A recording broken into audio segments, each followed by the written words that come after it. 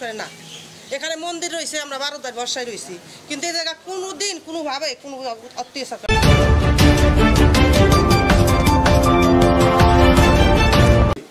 আলাউদ্দিন সাহেব ছিল, আমরা থাকিয়া তাদের সীমানা নির্ধারিত যেভাবে সুন্দরভাবে সুন্দর পরিবেশে করা উচিত সেইভাবে আমরা করিয়ে দিচ্ছি।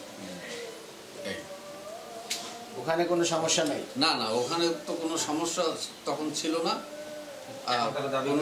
তারা দাবি করছে, তারপরে তাদের কথা অনুযায়ী তারা কথা বলছে, আমরা সেটাকে ই করি নাই। বলছি যে এই মাপটা যদি আপনাদের ওই চিরজীবনের জন্য, কিন্তু এই জায়গা কোনোদিন কোনোভাবে কোনো অত্যাচার করে না। আর আমার স্বামী নাই, 12 মাঝে মাঝে জিজ্ঞেস করে বদি কোনো সমস্যা আছে, আমি বলছি না। তো অর্থনৈতিক সমস্যা আছে না, এই ধরনের লোক না। ভালো আমার আমরা অনেক